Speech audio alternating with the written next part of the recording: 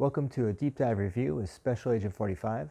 I am Special Agent 45, and this is a deep dive review of Man in the High Castle, Season 4, Episode 2. If you haven't yet seen my Episode 1 deep dive review, I encourage you to watch that. It's linked in the description below. This episode opens up with a flashback to 3 years before our last episode, with Belle and Elijah going to a meeting of the BCR. It's pretty clear that Belle has never been to a meeting of the BCR, because when they walk in, she looks a little bit nervous. But she's happy to see what appears to be so many like-minded people. Elijah quickly moves into the crowd and starts talking to people that he already knows. Belle sees some of the records and books. Elijah comes over and they discuss that for a little bit before I believe his name is pronounced Equiano. Equiano arrives. He's the leader of the BCR. He arrives. He greets some people, and then he starts to give a speech about basically he's recruiting soldiers for the BCR. Starts to talk about some of their backstory, or some of his own backstory before some other people speak up, and then he moves on to saying, who's ready to fight. Belle is the first one to speak up and say she's ready to fight. Elijah follows her. Before you know it, the entire room is standing up saying, we're ready to fight. As the leader of the BCR points out during his speech, they've all been through a lot. They've been oppressed. Their entire history in America has been that of oppression. So they're ready to stand up and fight. They're tired of being oppressed. After the intro, we then cut to John Smith and Dr. Mengele, I think is his name. They're watching as some Nazi special ops agents return from the alternate world. They come through the portal. Dr. Mengele informs John that they are gathering more intelligence than they ever expected to gather. The alternate world is advancing at a rapid pace, but they are sending agents all over the alternate world in an effort to sabotage all the progress that they're making. The doctor then shows John this massive crystalline, I would call it crystalline, map of all the alternate universes, alternate worlds that they've discovered. John informs the doctor to step up the sabotage program because, quote, every door out is a door in. And what John doesn't want to have happen is for one of those other worlds to discover a way to travel to another world, come to their world and try to conquer them. John wants to be the one to take all their intel and then go conquer them one by one. Well, the doctor actually mentions that, but that would clearly, I would think that would be the plan at this point, or that is the plan at this point. That was, I believe it was Himmler said that at the end of the last season. So, but John's the only one so far who has talked about being concerned with one of the other worlds coming into their world. John then goes and talks to one of the special ops agents who has found some information on John's family and shares it with John. We find out that John's alternate is a traveling salesman, which the agent appears to be really nervous telling John about that, because John's like, oh, am I military? And he's like, you're a traveling salesman. So it's kind of funny. The agent's really nervous because John is a high-ranking official, and you get the sense that this agent is worried that John's going to do something bad to him, like maybe have him arrested or kick him out, something. But that's not really part of John's character. John just is kind of laughs it off, with kind of a shrug. Finds it interesting that he became that his alternate self is a traveling salesman, and not someone who's like a high-powered executive or a strong military man. It's also worth noting that John's alternate doesn't have any daughters. They just have Thomas. We then move to Juliana sitting in a movie theater watching Judgment at Nuremberg. Now, the importance of this scene is because we basically hear the chief judge of a trial talking about how if all the If all the Nazi leaders were monsters, then none of this would carry any moral significance. But the reality is that they weren't all monsters. Some of them were just doing, well, they were doing what they were told. They were following orders, right? But I think the last sentence that the judge makes is the most important one, and that is, "Let it now be noted that this is what we stand for: truth, justice, and the value of a single human being." That's important because the Reich doesn't value a single human being. The Reich values the collective. So if there's something wrong with that single human being, as we saw with Thomas, pretty sure that was season 3, then that single human being is eliminated because it is a problem that they have to keep from spreading through the Reich. They don't want it. They don't want any kind of. They only want what's pure, right? It's the whole German master race ideal thing that they wanted. Whereas in the U.S., we value the single human being. We don't look at that person in the context of, well, what's better for the collective? We look at that person as, that person has rights. That person has a right to live, and everything else that goes along with that: life, liberty, and the pursuit of happiness. So that's the end of the scene with Juliana in the movie theater. We then move on to Juliana in the bar talking to Russ. Now it's kind of portrayed as they're dating, that they're boyfriend girlfriend type of thing. Later on in this scene, let's just walk through it. They're talking about Judgment at Nuremberg when they decide to get up and dance. And when they decide to get up and dance is when alternate Helen and alternate John Smith come walking in. John's had a good day at work. He decides to get a pitcher of beer. So John and Russ walk over to the bar. Helen and Juliana go to have a seat at a table. They start getting to talking. Juliana actually asks Helen, how well do you really know him?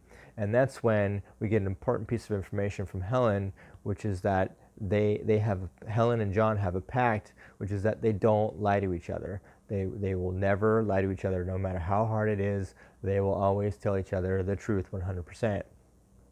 That becomes very important later on, because it turns out, and I'll get to that in one of the future deep dive reviews, but it turns out that the other John and Helen had the same pact. So despite the fact that they diverged with each different world, they did the same things. They both made the same promise. So Russ and John come back to the table with the pitcher of beer.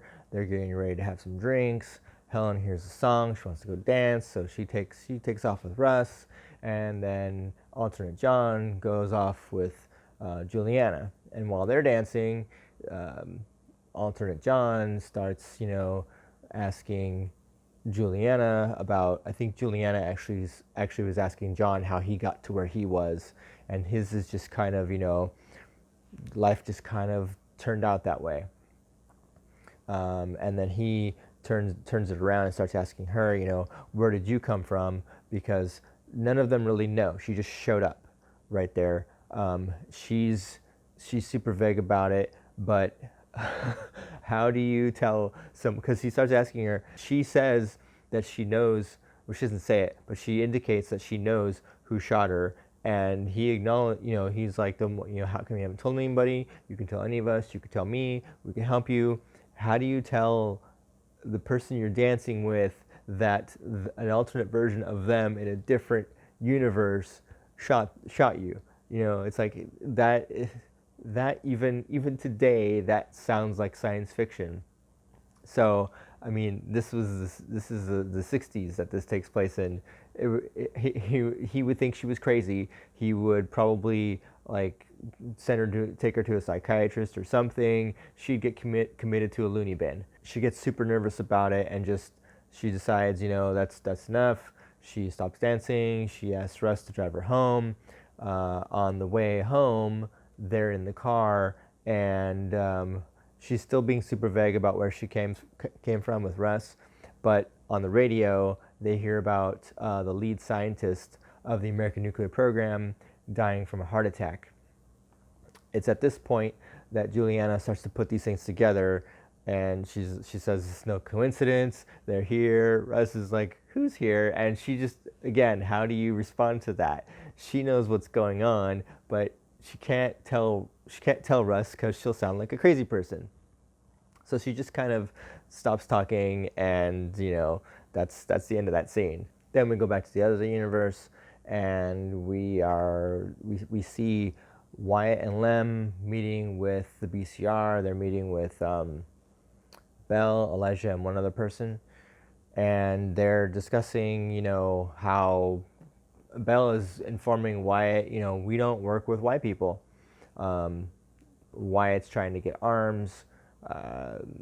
Wyatt ends up convincing Belle by using some, I guess you could say, some snarky comments, and just, some witty banter.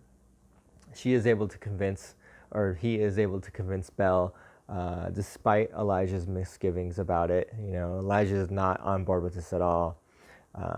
But Wyatt convinces her. They go and they start formulating this plan. You see a little bit of Childan in here with he's got items that he's bringing in for auction. There's 4 high-ranking Japanese officials that are coming in for this auction. They're all going to be at the same place at the same time. So the BCR is planning to assassinate them. And with Wyatt and his men's help, they can probably accomplish this. And in order to accomplish this, Wyatt and one of his friends, they have to go see Childan. They have to pretend to be caterers while they're there convincing Childan. They get the sale, so they're able to cater the event. While they're there, the crown princess arrives, and Childan has to chase them out because she comes in, and then she is inquiring about one of the items that is going to be at the auction, and she clearly has an eye for art, and Childan is like super nervous. You can tell that he can't believe the crown princess is in his shop. He gets into more of that later, but he's super nervous. His assistant / girlfriend, she tries to reassure him that everything's okay. Then we go to Jennifer's school. She's walking down the hall. There's all kinds of Nazi propaganda everywhere. She runs into another boy. He gives her the Sig Heil salute, and her eyes, she like stops for a second, then her eyes bug out, then she gives the salute back. I think, in my opinion, this is just, she forgot for a minute that her dad is the Reichsmarshal, and that's why this kid did that. Because I'm pretty sure that the kids didn't have to give Sig Heil salute to each other, but he did because she's the daughter of the Reichsmarshal. So that happens. They go to class. She notices that everybody's got a year 1 armband on, except her, because she was not around when all that happened. So she gets one from another student. And then one of the students, Tracy, she brings up, they're studying a book, and Tracy brings up an aspect of the book. The teacher, just doesn't really understand what the question's about. You said, well, okay. And then Tracy says, we shouldn't be studying this book because of this reason. The teacher appears to be freaked out and scared. And this is like historically accurate because the kids in the Third Reich were instructed by the state, report on everyone, your teachers, your parents, everyone, because any dissent at all was not tolerated. So this happens. Teacher looks like she's kind of freaked out, but the teacher recovers, basically tells Tracy, you know what, I think you're right. I'll bring it up at the next faculty meeting and we'll get this corrected. Tracy feels a sense, you can tell she feels a sense of empowerment because she kind of straightens her back a little bit and gets a little taller. But the teacher is super nervous because the teacher can easily be, I don't even want to say reprimanded, because reprimanding in the Reich is not, I mean, the teacher can just be taken out of the school, sent to either a re-education facility, or just flat out executed, because that's what happened. You know, you were, there was really no such thing as innocent until proven guilty. You were guilty and had to prove your innocence. And John actually touches on that later on in this episode. Now after that, Jennifer and this boy, the boy that she, I believe it's the boy she got the armband from in class, they're at her house studying math because she's behind, she's not getting it, she's not understanding things. He's trying to help her out. She then quickly changes the subject and runs and gets a record from her room, a record that she got from the neutral zone of a black singer. I think it's jazz music. I could be wrong about that. Puts it on, and he is just like, what is this? What is this sound? He just completely doesn't understand it at all. Jennifer starts dancing to it, invites him to dance to it. They're dancing together. She starts doing, you know, like, well, they would have called it, you know, I guess you'd call it weird. I mean, it's not really weird. It's I mean, they're kind of popular dance moves today, but she starts doing these dance moves that he's never seen. Swing dancing, really, because she reaches out and then she kind of spins around. And, they're doing some of that, and then Jennifer's sister comes out, hears it, takes the record, runs off screaming. You know, now this little boy, he doesn't really have any clue what's going on at all. He starts trying to clean up and then run out of there. He's like dropping stuff, tripping. He gets to the front door as John comes in, and John's like, "What's going on?" He drops everything and salutes. He's like, "I don't know, sir." He's just like freaking out because, you know, Jennifer's screaming at her little sister. Her sister's screaming that she's gonna report her. You're listening to black music. You know, this is wrong. This is against. You're a race traitor. All this stuff that I think she's yelling at. The kid runs out of there. John's just trying to figure out what's happening. Sends Jennifer to his office, and then this is what I was getting at with the whole guilty until proven innocent thing. John goes in to the younger one first, and he's obviously clearly covering it up. He's just like, you know, yes, you did right. You informed someone. You told me. That's perfect, great. But it's, you know, he's like, oh, it's my record. It was from an investigation. This is why you have to be careful what kind of accusations you make, especially against family and people you love. Blah blah blah blah. You know, he's clearly going to use his position to try to cover this up. Believe that she has reported it because he's the Reichsmarshal. But yeah, the youngest one is clearly fully convinced about the Russian, the Nazi propaganda, whereas Jennifer is like, no, there's nothing wrong with this stuff. It's all BS. John then goes to talk to Jennifer about how, you know, you can't get caught with this. This could get us in so much trouble, because it's not John's. It's obviously Jennifer's. And yeah, has a talk with Jennifer. I think it's in the very next scene later that evening that John, he hears someone moving around in the house, gets up to go have a look. Turns out it's Jennifer calling Helen to try to go back to the farm and be with Helen instead, because Jennifer is clearly does not want to be in the Reich at all. We then go back to Kido and Yamori discussing the investigation. Yamori seems to be pleased that Kido's investigation is being concluded. Kido's not satisfied because the witness that they had found and arrested didn't survive. They beat him up. They beat him to death. Yamori basically tells Kido that the investigation's over and to just wrap it up because they have officials coming in from Japan and they need to show them that they've got iron control over this. They need to show them that the investigation has been completed, and everything's been taken care of. Kido clearly not exactly happy about this, but does what he's told to do for now. Then we get a scene with Kido's son where we get a little more in-depth look into what he's going through with everything that they did. I believe this was during the Japanese invasion of China during World War II.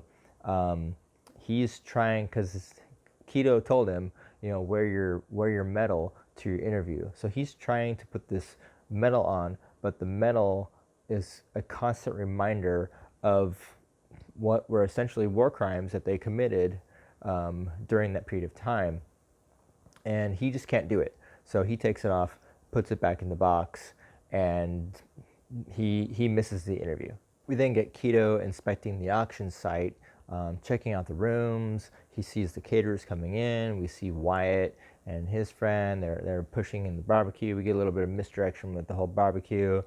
Kido suspects that they have something inside of it. They open it all up. It's clean because, duh, that's like the worst. That would be the worst way to smuggle weapons in, right? Kido finishes inspecting the rest of the rooms in the auction, but he is suspicious of Wyatt and the caterers. You can tell he thinks something's not quite right, but he can't tell what just yet. So he keeps giving his officers some instruction and things like that. Make sure he tastes all the food is one of the things that he tells them. So they're bringing in all this food. They bring in this giant pig, and turns out that they smuggled the guns in the pig. We see this a couple of scenes later. Kido gets a message. Kido goes to see his son, and he's trying to figure out why he didn't go to the interview.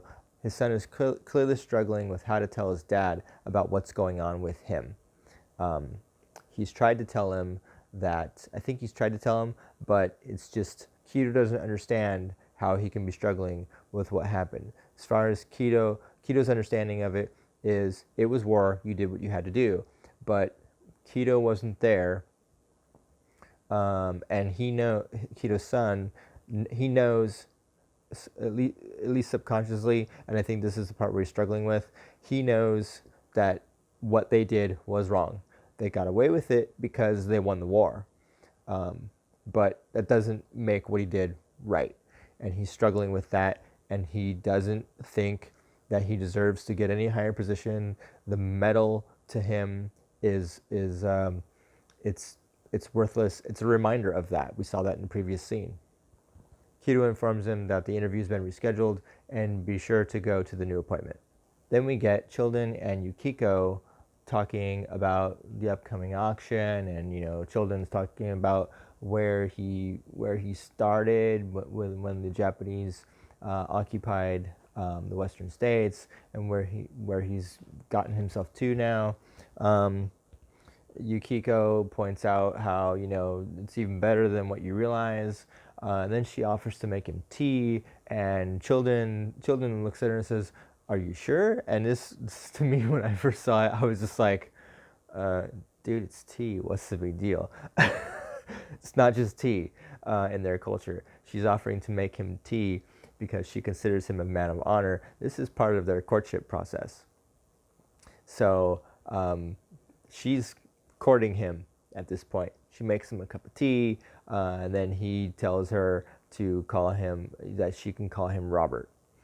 So this is kind of the beginning of their courtship. Then we come to Belle and Elijah, who are in bed together.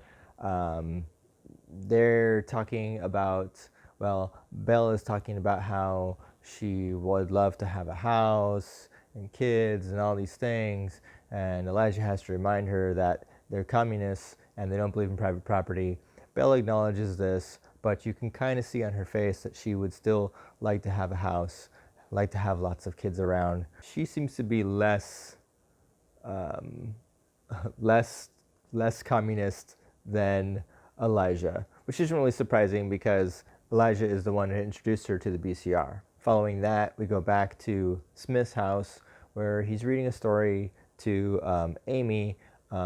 They finish up, and then Amy starts really questioning John about black people and how come they're not around and all these things. And he he's dodging the questions. What did they tell you in school? Okay, whatever they told you in school is correct. Yada blah blah. Amy is convinced that that black people aren't there. Well, and because her dad has just tried to reinforce what the school's teaching, they aren't there because they all went home. Even though she saw some in the neutral zone. Oh, but they were scary. And John basically reassures, oh, well, you're home now, you're safe.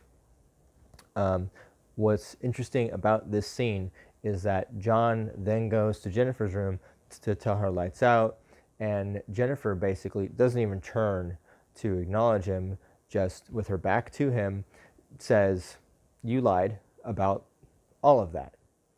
And then the light's on John's face. Jennifer reaches up, she turns off the light, and it goes dark. So it's like the light was shining, the truth was shining on his face, and then he gets left in darkness because he is starting to like accept the ways of the Reich, and Jennifer is pushing him away. She's pushing him away as much as she can. And I think that symbolism there is really great.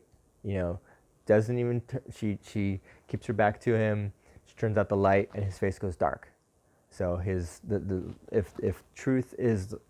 light is truth, he gets pushed into the darkness. That's all I've got for this deep dive. Did I miss anything?